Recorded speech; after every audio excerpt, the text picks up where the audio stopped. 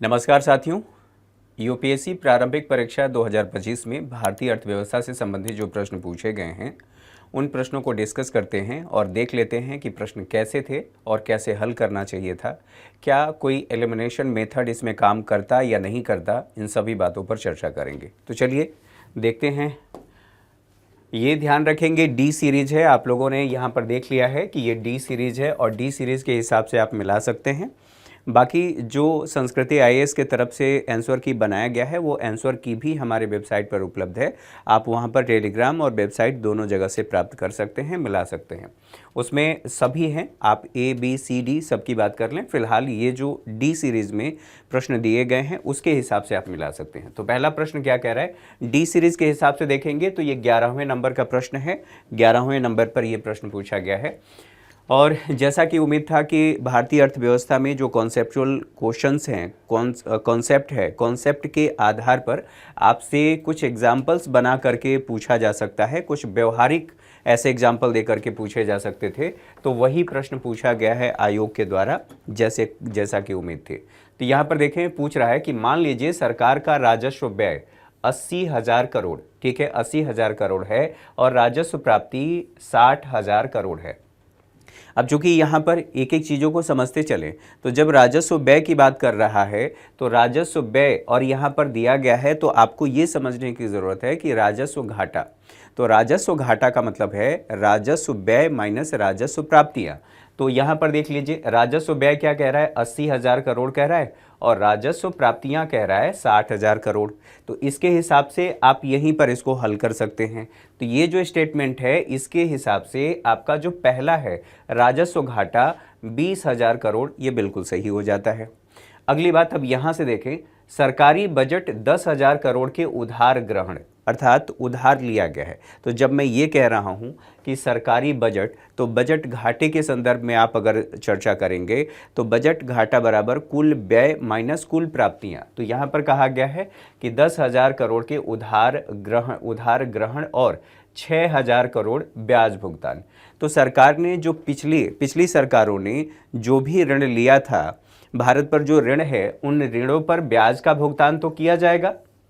तो ब्याज का भुगतान कितना है, सरकार ने ऋण कितना लिया 10,000 और ब्याज के भुगतान में कितना जा रहा है 6,000 करोड़। तो अब ये कह रहा है, अब इसके हिसाब से जब आप देखेंगे तो देखिए राजकोषीय घाटा 10,000 करोड़, ठीक है, राजकोषीय घाटे को अभी बाद में देखेंगे। यहाँ पर आएगा प्राथमिक घाटा 4,000 करोड़, ठीक है, ये बात समझ में आ गई। अब जब इसको आपने देखा है तो ये सरकार को जब घाटा हुआ है तो सरकार ने ऋण लिया है, तो राजकोषीय घाटा कितना बता रहा है, ये आपका बता रहा है कि 10,000 करोड़। तो इस हिसाब से आप देखेंगे तो तीनों ही स्टेटमेंट सही हो रहे हैं और चूंकि तीनों स्टेटमेंट सही हो रहे हैं इसलिए आपका सही आंसर हो जाएगा डी, ठीक है। अब यहाँ ये भी समझने की बात है कि जब हम प्राथमिक घाटे की बात कर रहे हैं तो प्राथमिक घाटा का मतलब है कि राजकोषीय घाटा माइनस जो ब्याज का भुगतान किया गया है उसको बता रहा है।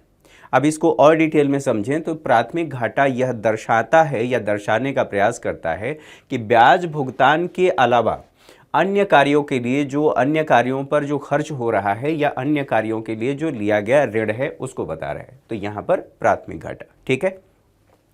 आगे बढ़ते हैं, अगले प्रश्न को देखें। किसी देश का राजकोषीय घाटा, अब ये वैसे ही है, आप उसी के हिसाब से कर सकते हैं। तो राजकोषीय घाटा 50,000 करोड़ है, इसे गैर ऋण सर्जक पूंजीगत प्राप्तियों के माध्यम से 10,000 करोड़ प्राप्त हो रहे हैं। उस देश की ब्याज देयताएं कितनी हैं, ब्याज देयताएं इतनी बता रहा है, तो उसका सकल प्राथमिक घाटा कितना होगा। तो आप सभी को जोड़ने और घटाने के बाद जो आपका आएगा, ठीक है, आपका ए आंसर इसमें सही है। आगे बढ़ते हैं, अगले प्रश्न को देखें। तो कुल मिलाकर के बात यह है कि जो आपका कॉन्सेप्ट है, जो बेसिक है, जिसे आप कहते हैं कि ये कॉन्सेप्ट समझना चाहिए, समझने के बाद आप उसका अप्लाइड फॉर्म यहाँ पर देख रहे हैं जो यूपीएससी ने आपसे 2 क्वेश्चन पूछे हैं। अच्छा, आगे बढ़ें। 15वें वित्त आयोग की सिफारिशों के संदर्भ में, तो 15वें वित्त आयोग के सिफारिशों के संदर्भ में आप लोगों ने पढ़ा होगा। इसमें बताने की कुछ विशेष आवश्यकता है नहीं, क्योंकि फैक्चुअल है, ये लगातार चर्चा में रहा है और लगातार चर्चा में रहा है, तो आसानी से इसको किया जा सकता है। सही आंसर इसका सी है, सी। और एक बात ध्यान रखेंगे कि एक महत्वपूर्ण बात यहाँ पर देख लें कि यह प्रकाशित भी हुआ है। प्रकाशित कहाँ पर, तो आप देखिए ये 15वें वित्त आयोग से संबंधित ये बातें पीआईबी पर प्रकाशित हुई हैं। ये फरवरी की बात है, लेकिन लगातार ये चीज़ें प्रकाशित होती रही हैं, तो आप इसको देख करके यहाँ से सारी चीज़ें डेटा प्राप्त कर सकते हैं। तो और इसमें डिटेल में बात करने की आवश्यकता है नहीं, तो इसलिए मैंने इसको बताया कि इसका सही आंसर कौन सा होगा। यहाँ पर देखिए 1, 3 और 4 होगा। इसमें दूसरा सही नहीं है, क्योंकि यहाँ पर 45 दिया है, ये 41 है। ठीक है, अब इसके आधार पर अगर आप एलिमिनेशन मेथड का प्रयोग करते हैं, तो एलिमिनेशन मेथड से जो दूसरा आपको पता चल गया कि दूसरा गलत है, तो यहाँ पर देखिए इसमें भी दूसरा ऑप्शन दिया है, और चूंकि इसमें भी दूसरा ऑप्शन दिया है तो ये गलत हो गया। इसमें भी देखें, इसमें भी दूसरा ऑप्शन दिया है, ये भी ऑप्शन गलत हो गया। ये इसमें भी दूसरा ऑप्शन दिया है, दूसरा ऑप्शन गलत हो गया।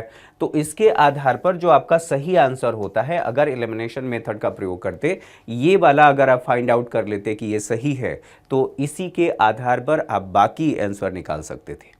ठीक है, यहाँ तक चीज़ें क्लियर हैं। चलिए आगे बढ़ते हैं, अगले प्रश्न को देख लें। अगला प्रश्न क्या कह रहा है, अंतर्राष्ट्रीय पुनर्निर्माण और विकास बैंक के बारे में निम्नलिखित कथनों पर विचार कीजिए। तो ये कह रहा है आईबीआरडी के बारे में। तो आईबीआरडी से संबंधित जो बेसिक है, बेसिक बातों को समझे। तो द्वितीय विश्व युद्ध के बाद या द्वितीय विश्व युद्ध के समय जो देश उसमें शामिल थे, उन देशों का बड़े पैमाने पर नुकसान हुआ था। जो इंफ्रास्ट्रक्चर था वो ध्वस्त हो गया था। तो अब पूरी विश्व की अर्थव्यवस्था को दोबारा से पुनर्जीवित करना था, और बिना अवसंरचना के विकास हो नहीं सकता।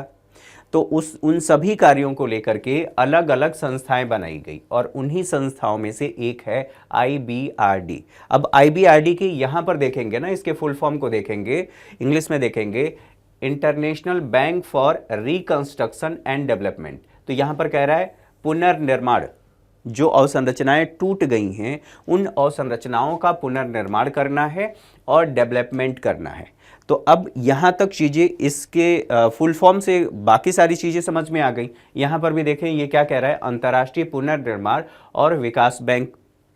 अब स्टेटमेंट को पढ़ लेते हैं। ये क्या कह रहा है, यह मध्यम आय वाले देशों को ऋण और गारंटी प्रदान करता है।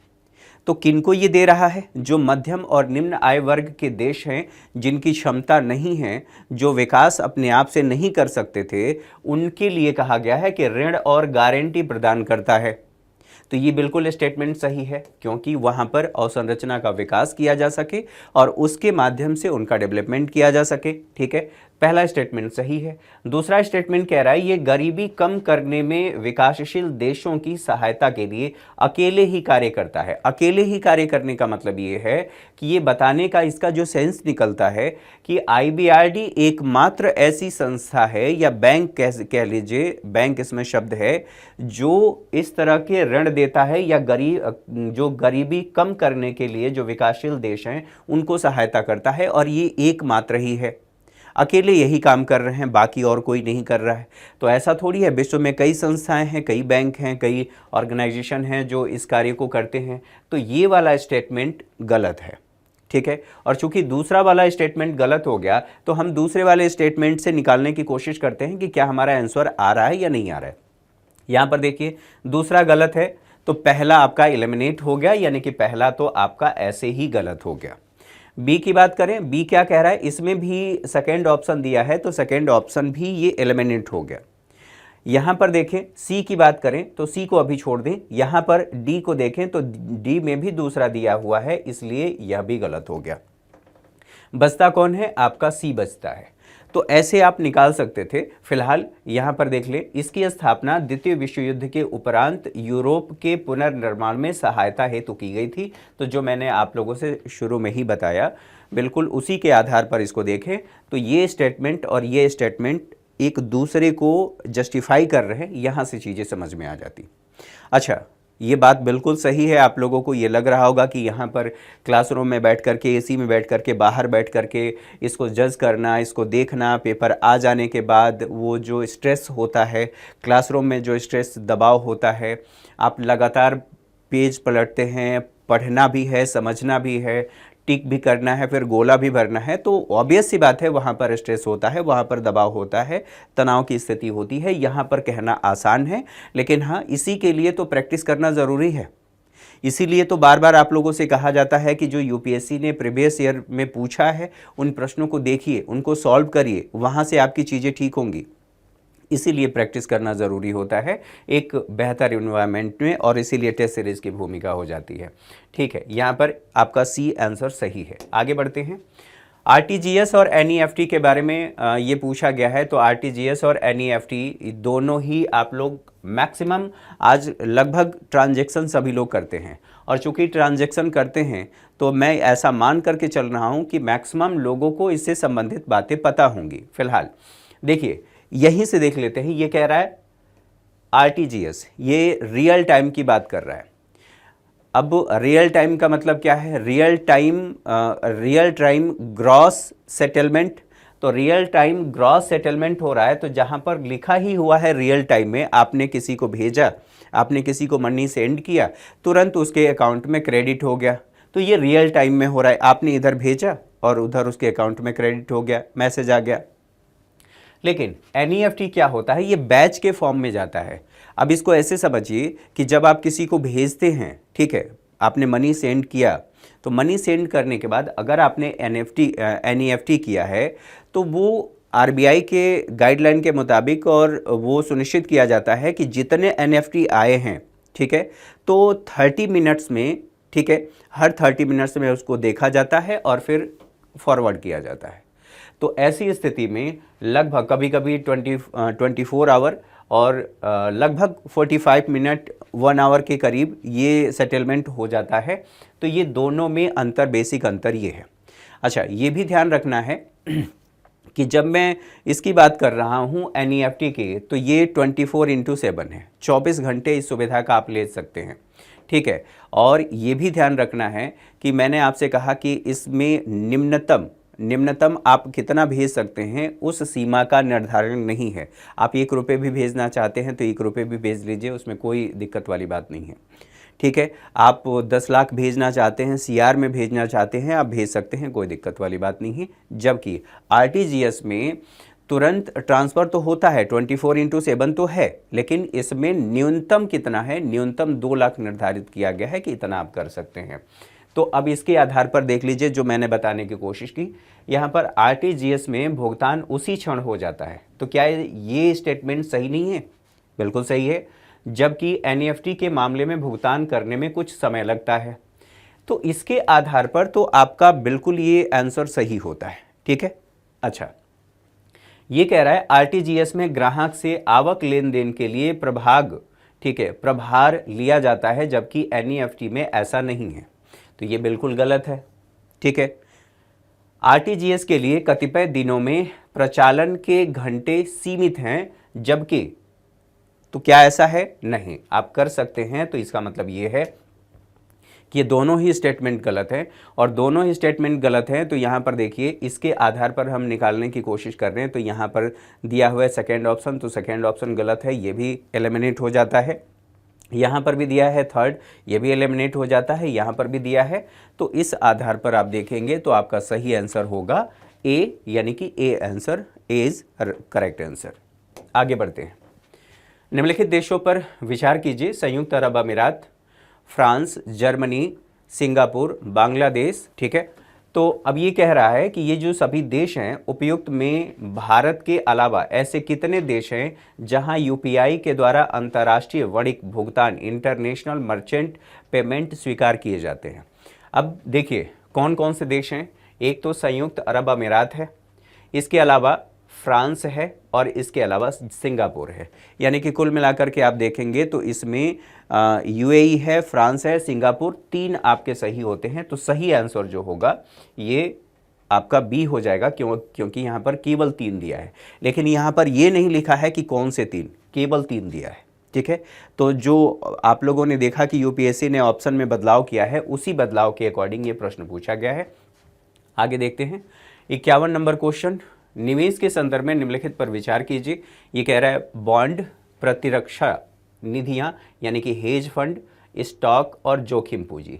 तो आपसे ये पूछा गया है कि वैकल्पिक निवेश निधि कौन माना जाता है। तो वैकल्पिक निवेश निधि के संदर्भ में जब आप विचार करेंगे तो ये बॉन्ड बिल्कुल नहीं है। ये 3 तरह के होते हैं। वैकल्पिक निवेश निधि की बात करें तो 3 क्राइटेरिया हैं, 3 भागों में इसे बांट करके देखा जाता है। यहाँ पर स्टॉक नहीं है, आपके सही आंसर हैं यानी कि प्रतिरक्षा निधि और जोखिम पूंजी। अब दोनों को समझ लेते हैं। हेज फंड का मतलब यह है कि जो बड़े इन्वेस्टर हैं, एक व्यक्ति ऐसा है जो बड़े इन्वेस्टर से कुछ पैसा लेकर के, जो इन्वेस्ट करना चाहते हैं उनसे पैसा लेकर के और किसी अन्य क्षेत्र में वो लगाता है और वहाँ से जो उसे रिटर्न मिलता है उन रिटर्न को उनमें डिस्ट्रीब्यूट कर देता है, मतलब उनको दे देता है। जोखिम पूंजी जिसे वेंचर कैपिटल कहा जाता है। मान लीजिए मैंने एक स्टार्टअप किया और उस स्टार्टअप में मैं चाहता हूँ, उसमें रिस्क है और कुछ इनोवेशन है जिसके आधार पर वो बेहतर हो सकता है, लाभ भी हो सकता है और नुकसान भी हो सकता है। तो जो शुरुआती दौर में व्यक्ति ने, ठीक है, वेंचर कैपिटल उसको इसलिए कहा जा रहा है, जोखिम पूंजी इसलिए कहा जा रहा है कि वो रिस्क ले रहा है, ठीक है। इसीलिए तो यहाँ पर आपका जोखिम पूंजी या वेंचर कैपिटल और जो प्रतिरक्षा निधियाँ हैं, हेज फंड, जो लोगों से जुटा करके किया जा रहा है, तो ये है। इसके लिए आप यहाँ पर देख सकते हैं कि कौन कौन सी कैटेगरी है। कैटेगरी के साथ साथ यहाँ पर बताया गया है 1, 2 और 3। क्लियर है। चलिए आगे बढ़ते हैं, अगले प्रश्न को देख लें। तो 52 नंबर प्रश्न, ठीक है, निम्नलिखित में से कौन कौन से भारतीय रिजर्व बैंक की आय के स्रोत हैं। तो भारतीय रिजर्व बैंक के आय के स्रोतों को हम 2 भागों में बांट करके देखते हैं। एक को कहते हैं कि ब्याज की प्राप्ति, और ब्याज की प्राप्ति किन किन स्रोतों से होती है, जैसे घरेलू स्रोत या विदेशी की बात कर सकते हैं। और दूसरा स्रोत है अन्य स्रोत, जिसको कहते हैं जिसमें कमीशन, बट्टा, किराया, विदेशी जो प्रतिभूति हैं या घरेलू प्रतिभूति हैं, उनकी बिक्री से प्राप्त होने वाला लाभ, उसको शामिल किया जाता है। जब हम घरेलू प्राप्तियों की बात कर रहे हैं तो अब ब्याज की प्राप्तियों की बात कर रहे हैं, तो इसे 2 भागों में बांट करके देख रहे हैं। एक को कहते हैं घरेलू और दूसरे को कहते हैं विदेशी। जब घरेलू की बात होती है तो उसी में ओपन मार्केट ऑपरेशन भी शामिल होता है, जो आप लोगों ने मौद्रिक नीति में पढ़ा होगा, ठीक है। मौद्रिक नीति के उपकरण में खुले बाजार की प्रक्रिया भी कहते हैं, लिक्विडिटी एडजस्टमेंट फैसिलिटी भी इसमें शामिल है, मार्जिनल स्टैंडिंग फैसिलिटी भी शामिल है, बैंकों को दिया गया ऋण भी शामिल है और वे एंड मीन्स एडवांस भी शामिल है। जब हम विदेशी की बात कर रहे हैं तो विदेशी संपत्तियों से प्राप्त होने वाले ब्याज की बात की जा रही है। तो यहाँ पर देखें आपका सही कौन सा है। विदेशी मुद्रा का क्रय विक्रय बिल्कुल सही है, पहला भी सही है। पेंशन निधि इसमें शामिल नहीं है।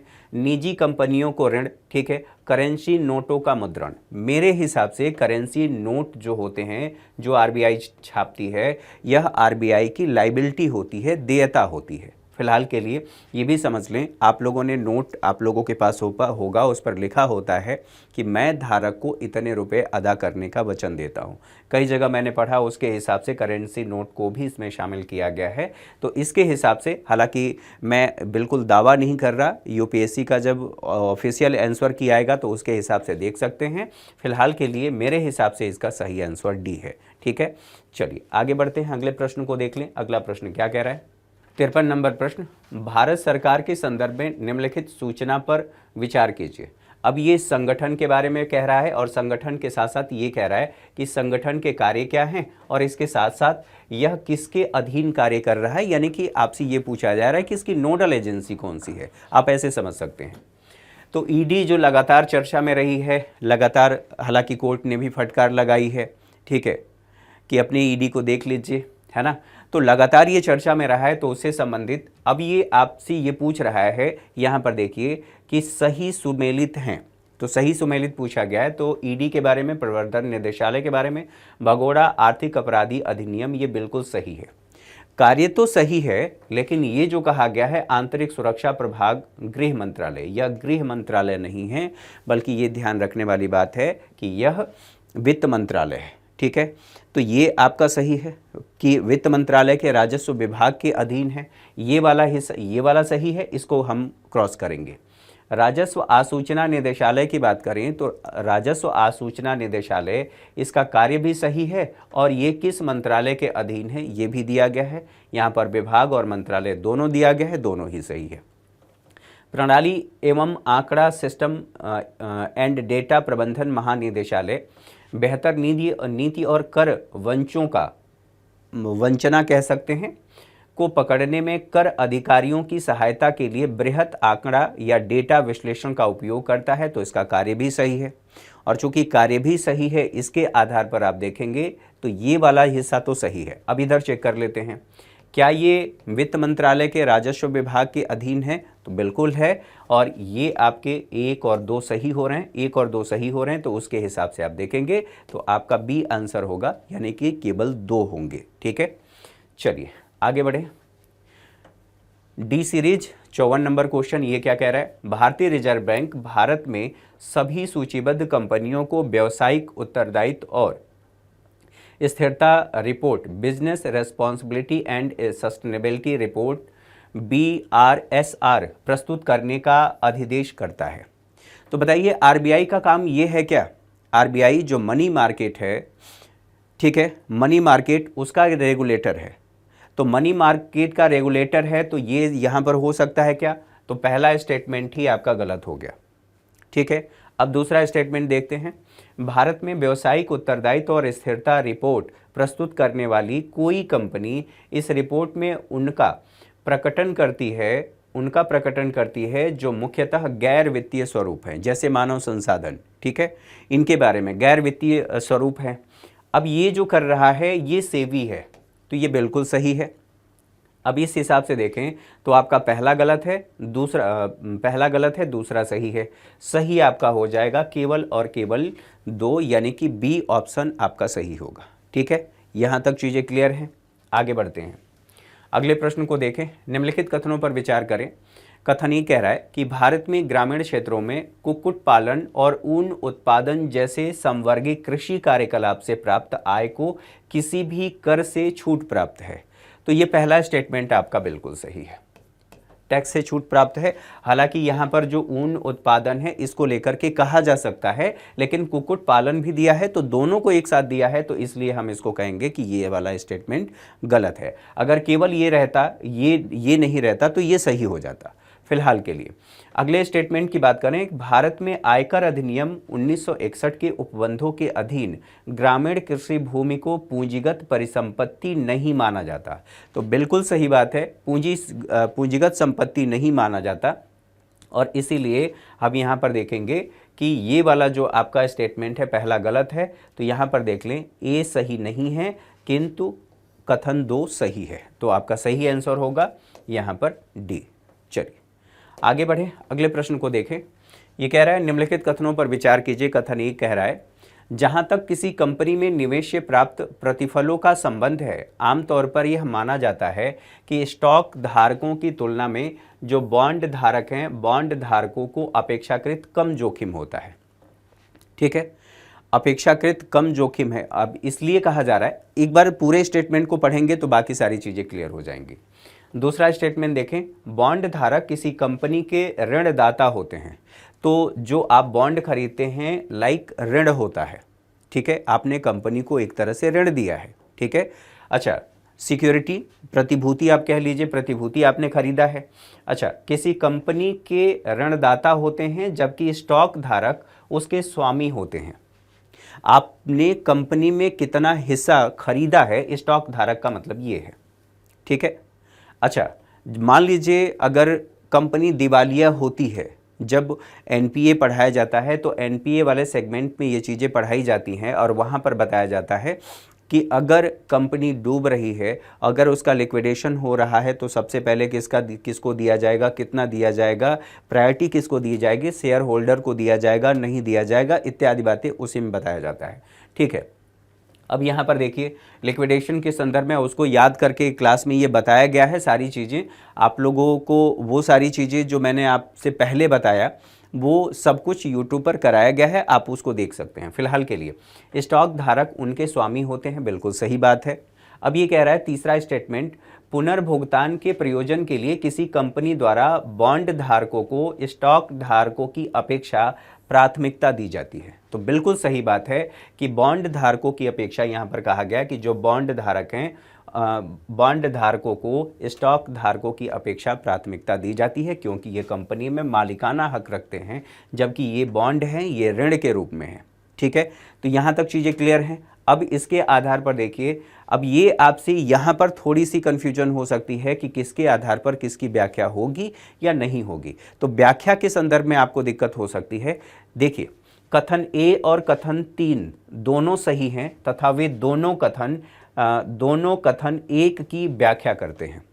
तो इसी के आधार पर, चूंकि यहाँ पर जो स्थिति बताई गई है उसी के आधार पर तो बाकी सारी चीज़ें बताई जा रही हैं, तो इसलिए आपका सही आंसर जो होगा ए हो जाएगा, क्योंकि ये बताने की कोशिश कर रहा है कि कथन 1 और 2 और 3 दोनों सही हैं, साथ ही दोनों कथन एक की सही व्याख्या करते हैं। यहाँ पर कहा गया है कि जहाँ तक किसी कंपनी में निवेश से प्राप्त प्रतिफलों का संबंध है, आमतौर पर यह माना जाता है कि स्टॉक धारकों की तुलना में बॉन्ड धारकों को अपेक्षाकृत कम जोखिम होती है। ठीक है, तो इसके हिसाब से आपका जो सही आंसर है, सही आंसर हो जाएगा आपका ए। ठीक है, चलिए आगे बढ़ते हैं, अगले प्रश्न को देख लें। ये कह रहा है, निम्नलिखित कथनों पर विचार कीजिए। वैश्विक स्तर पर किए गए सभी इक्विटी विकल्प संविदाओं के कारोबार में भारत का अत्यधिक बृहद अंश होता है। इस प्रकार भारत सहसा अति वृद्धि को दर्शाता है। ठीक है, तो अति वृद्धि को दर्शाता है, ये बिल्कुल आपका सही है। सही आगे चल करके हम बात करेंगे कैसे सही है। हाल के विगत समय में भारत का स्टॉक बाजार तेजी से बढ़ा है, यहां तक कि उसने एक समय इसमें हांगकांग को भी पीछे छोड़ दिया है। तो ये न्यूज आई थी जनवरी 2024 की न्यूज है कि भारत के स्टॉक बाजार ने हांगकांग के बाजार को पीछे छोड़ दिया, स्टॉक मार्केट को पीछे छोड़ दिया और ये चौथे स्थान पर पहुंच गया था। तो आपका दूसरा स्टेटमेंट भी सही है। छोटे निवेशकों को या तो विकल्प व्यापार जोखिमों की चेतावनी देने या इस विषय में अपंजीकृत वित्तीय सलाहकारों पर कार्रवाई करने के लिए कोई नियामकीय निकाय नहीं है। तो ऐसा है क्या कि कोई नियामकीय निकाय न हो? ऐसा अगर नहीं होगा तो निवेशकों की सुरक्षा कैसे होगी और फिर निवेश कैसे होगा? तो ये आपका गलत है और ये गलत है। तो यहाँ पर देखिए 3 ऑप्शन किस में है, 3 इसमें भी है। ठीक है, 3 यहाँ पर भी है, यहाँ पर ये 3 है, ये प्रिंटिंग मिस्टेक है। ठीक है, यहाँ पर देखिए 3 यहाँ पर भी है और 3 यहाँ पर है, तो ये कट गया। एलिमिनेशन मेथड का प्रयोग करें तो ये डी भी ऑप्शन कट गया। इसके साथ साथ इसमें भी 3 दिया है। तो इस तरह से आप इस प्रश्न का उत्तर निकाल सकते थे।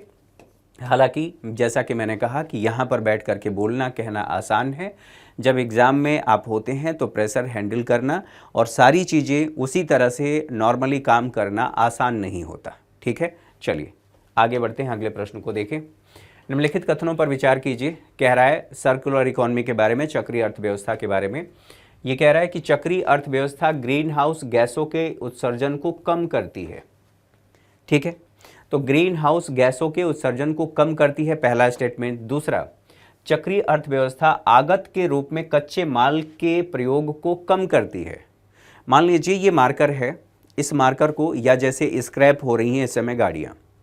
ठीक है, सरकार ने नियम लाया है कि 15 साल पुरानी जो पेट्रोल वाहन हैं उनको हम स्क्रैप करेंगे और जो 10 साल पुरानी डीजल गाड़ियाँ हैं उनको स्क्रैप किया जाएगा। यहाँ तक तो ठीक है, लेकिन ज़रूरी बात यह है कि स्क्रैप करने की बात कही गई है तो कच्चे माल के प्रयोग को ये कम नहीं कर रहा है। उसमें से जो भी चीज़ें हमारे काम की हैं हमने निकाल लिया और निकाल करके रिसाइकल करके हमने उनसे बाकी जो प्रोडक्ट बनाना है, जो कुछ भी करना है, हमने कर लिया। तो यहाँ पर देखें, चक्रीय अर्थव्यवस्था आगत के रूप में कच्चे माल के प्रयोग को कम करती है। तो कच्चे माल का प्रयोग यहाँ पर कम हो रहा है, हम उसी को रिसाइकल कर रहे हैं, या मार्कर को ही, इसी को हमने रिसाइकल कर लिया। अगली बात, चक्रीय अर्थव्यवस्था उत्पादन प्रक्रिया में अपव्यय को कम करती है। तो अपव्यय को भी कम करती है, ये भी बात है। अब ये मार्कर टूट गया, मैंने इसको फेंक दिया, ये अपव्यय हो गया। अगर इसी को हमने उठा करके रिसाइकल कर लिया, यानी कि ये अपव्यय अब नहीं होगा, दोबारा से रीयूज हो गया। तो जब चक्रीय अर्थव्यवस्था की आप बात करते हैं तो इसमें 3 आर की बात होती है, रिसाइकल, रिड्यूस, रीयूज। तो अब उसी चीज़ को ये बता रहा है। लेकिन मेरा जो मानना है, ये वाली स्थिति, ठीक है, इसको लेकर के मेरा अपना मत है कि ये कम करता है या नहीं, इसको लेकर के डाउट है। कम कैसे? जब आप रिसाइकल करते हैं तो क्या वहाँ पर गैसों का उत्सर्जन नहीं होता? जब आप पुराने जो कबाड़ हैं या पुराने वाहन हैं, वाहनों के संदर्भ में ही बात कर लें, तो जब आप रिसाइकल करते हैं तो उत्सर्जन तो होगा ही होगा, ठीक है। हाँ, कंपैरेटिवली कम हो सकता है, आप कह सकते हैं। तो दोनों को ही मान करके चल सकते हैं। यहाँ पर इसको मैं देखूँ तो थोड़ी देर के लिए मैं नहीं मानूँ तो भी आप जो दूसरा और तीसरा है इसको आप सही मान सकते हैं। फिलहाल के लिए तीनों को ही सही मान करके चल रहे हैं और तीनों को सही मान रहे हैं, तो इसके हिसाब से आपका जो सही आंसर होगा वो ए हो जाएगा, ठीक है। चलिए, कथन 2 और 3 दोनों सही है तथा वे दोनों कथन 1 की व्याख्या करते हैं। फिलहाल ये लिमिटेशंस हैं, यानी कि कम है, इसके आधार पर इसको सही मान रहे हैं। चलिए आगे चलिए। निम्नलिखित कथनों पर विचार कीजिए। पूंजीगत प्राप्तियां देयता का सृजन करती हैं, ठीक है, या सरकार की परिसंपत्तियों में कमी करती है। तो ये यूट्यूब पर डिस्कस किया हुआ है। आप लोग अगर देखेंगे तो वहाँ पर जब बजट आया था उस समय भी मैंने आप लोगों को बताया था एक बॉक्स बना करके कि रेवेन्यू रिसीट क्या होता है, उसमें लाइबिलिटी बढ़ती है या एसेट कम होती है, नहीं होती है। जो कैपिटल रिसीट है उसमें आपकी या तो लाइबिलिटी बढ़ती है या एसेट आपकी कम होती है, इत्यादि इत्यादि बातें। अब जो आपसे पूछा गया है पूंजीगत प्राप्तियाँ, पूंजीगत जो प्राप्तियां होती हैं इसमें क्या क्या चीज़ें शामिल की हैं। जैसे सरकार द्वारा लिया गया ऋण है, तो सरकार ने ऋण लिया है, तो चूंकि ऋण लिया है तो सरकार को प्राप्ति तो हुई है, लेकिन ऋण है और चूंकि ऋण है तो आपको उसे चुकाना भी है, और चुकाना उसी को कहते हैं कि यह लाइबिलिटी है। न केवल ऋण चुकाना है, आपको ब्याज भी चुकाना है, इसलिए ये क्या है, एक तरह की लाइबिलिटी है। तो पूंजीगत प्राप्तियां देयता, यहां पर देखेंगे तो लाइबिलिटी लिखा हुआ है, ठीक है, लाइबिलिटी, ठीक है। देयता का सृजन करती हैं, तो बिल्कुल सही है, या सरकार की परिसंपत्तियों में कमी करती हैं। अब दूसरा स्टेटमेंट देख लेते हैं, दूसरा जो उसमें है, तो सरकार को जो प्राप्ति हो रही है, विनिवेश आप लोगों ने पढ़ा होगा, डिसइन्वेस्टमेंट पढ़ा है, तो डिसइन्वेस्टमेंट अगर सरकार की कोई कंपनी है उसमें से अपना सरकार अपनी हिस्सेदारी बेच दी है, तो बेच दी है तो सरकार की हिस्सेदारी, मालिकाना हक या परिसंपत्ति में तो कमी आई, और कमी आई तो ये क्या कह रहा है, सरकारी परिसंपत्तियों में कमी आती है। अब एक और बात देख लेते हैं। सरकार को लगा कि ये रेलवे के किनारे जो लगातार झुग्गियां और अतिक्रमण हो रहा है, तो सरकार ने उठा करके उसे बेच दिया, तो सरकार की संपत्ति वहां पर बेची गई। या हो सकता है कि सरकार ने किसी सरकारी उपक्रम को ही बेच दिया, तो सरकारी उपक्रम को बेच दिया, इसका मतलब यह है कि सरकार की परिसंपत्तियों में कमी आ रही है।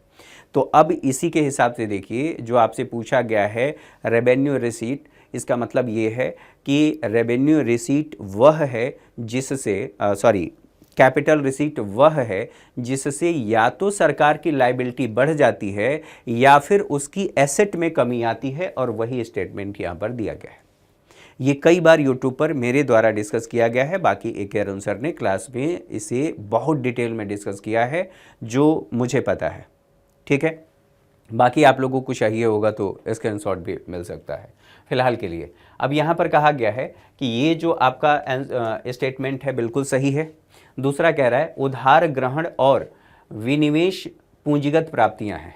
अब उधार ग्रहण, आपने ऋण लिया है, और विनिवेश यह पूंजीगत प्राप्तियां हैं, तो जो मैंने आपसे बताया ये पूंजीगत प्राप्तियां हैं। अभी हम लोगों ने चर्चा किया कि कौन कौन सी पूंजीगत प्राप्तियां हैं पूंजीगत प्राप्तियों के संदर्भ में। अच्छा, एक बात और सोचिए कि ये तीसरा स्टेटमेंट क्या कह रहा है, ऋणों पर प्राप्त ब्याज सरकार की देयता का सृजन करती है। तो सरकार ने, अगर मान लीजिए केंद्र सरकार ने किसी राज्य सरकार को, ठीक है, ऋण दिया है, उस ऋण पर केंद्र सरकार को राज्य सरकार से ब्याज की प्राप्ति हो रही है, तो ब्याज की प्राप्ति हो रही है तो क्या वो सरकार की देयता है, फिर उसे वापस करना है क्या, कि आपने ब्याज दिया था, मैंने आपको ऋण दिया था, उस पर आपने ब्याज दिया, मैं आपको वापस करता हूँ, आपको ये दे देता हूँ, ये मेरी लाइबिलिटी है, ऐसा है क्या? नहीं, तो ये आपका गलत हो जाता है, ठीक है। 1 और 2 आपका दोनों ही सही है, और दोनों के संदर्भ में देखें तो 1 और 2। अच्छा, यहाँ पर देखें तीसरा स्टेटमेंट अगर आपने सही कर लिया, बाकी 2 छोड़ दें, थोड़ी देर के लिए, केवल थोड़ी जानकारी आपको हो तो भी एलिमिनेशन मेथड का प्रयोग करें, तो इसमें तीसरा है और तीसरा गलत है, इसमें भी तीसरा है, ये भी गलत है, इसमें भी तीसरा है, ये भी गलत है। तो कुल मिलाकर के एलिमिनेशन मेथड का प्रयोग करके आप यहाँ पर इसको निकाल सकते थे। ठीक है, तो मेन बात यह है, पहला स्टेटमेंट कि जो पूंजीगत प्राप्तियां हैं, पूंजीगत प्राप्तियां वह प्राप्तियां हैं जिससे या तो सरकार की लायबिलिटी बढ़ जाती है या फिर सरकार की एसेट में कमी आती है। चलिए आगे बढ़ें। राष्ट्रीय गोकुल मिशन के बारे में निम्नलिखित कथनों पर विचार कीजिए। यह ग्रामीण निर्धनों के उत्थान के लिए महत्वपूर्ण है। बिल्कुल सही बात है, क्योंकि अधिकांश न्यून उत्पादकता वाले देशज पशु छोटे और सीमांत कृषकों तथा भूमिहीन श्रमिकों के पास होते हैं। ठीक है, दूसरा स्टेटमेंट कह रहा है इसे वैज्ञानिक रूप में और साकल्यवादी रूप में देशज गोपुस यानी कि गाय के संदर्भ में बात कर रहा है और भैंसों के पालन और संरक्षण को प्रोत्साहित करने के लिए आरंभ किया गया था। तो कई लोगों को केवल गाय से संबंधित ये लग रहा था, भैंस इसमें नहीं है। अब भैंस मान रहे थे कि नहीं है। अब यहाँ पर देख लेते हैं कि गोकुल मिशन के संदर्भ में जो बताया गया है ये PIB पर खबर प्रकाशित हुई है। ठीक है, देखिए ये इसी में आप देखेंगे तो आपको दिख जाएगा कि ये किसके किसके प्रजनन से संबंधित है। ये आप डेट देख लीजिए, 3 दिसंबर 2024, और इसमें भैंस और गाय दोनों ही शामिल हैं, दोनों की ही बात कही गई है। मतलब उसमें जो शब्द इस्तेमाल किया गया है मैं उसकी बात कर रहा हूं। तो यहाँ पर आपके दोनों ही सही हैं और दोनों सही हैं, यानी कि C आंसर आपका राइट होगा। आगे बढ़िए, अगले प्रश्न को देखें। निम्नलिखित में से किस एक ने एशिया और प्रशांत क्षेत्र के लिए प्राकृतिक समाधान नेचर सॉल्यूशन वित्त हब प्रारंभ किया है? तो ये लगातार चर्चा में रहा है, हमने इसको डिस्कस भी किया था, यूट्यूब पर डिस्कस किया गया है। तो उसके हिसाब से आप देखेंगे तो सही आंसर आपका है एशियन विकास बैंक या एशियाई विकास बैंक, ABD। ठीक है, तो इस तरह से कुछ क्वेश्चन आप लोग देखे होंगे कि इसमें नहीं दिख रहा है, वो करेंट अफेयर वाले सेक्शन में कवर किया गया है, करेंट अफेयर वाले में उसको शामिल किया गया है, इसलिए आपको वो क्वेश्चन यहाँ पर नहीं दिख रहे हैं। फिलहाल के लिए हमारे हिसाब से ये सही है जो हमने बताया। बाकी जो ऑफिशियल आंसर किया आएगा उसमें देखना होगा कि हमने जो सही किया है या आयोग ने जो सही माना है उसमें कितना डिफरेंस है। आज के लिए मेरे साथ इतना ही, अगली क्लास में मुलाकात होगी, तब तक के लिए नमस्कार, ढेर सारी शुभकामनाएं।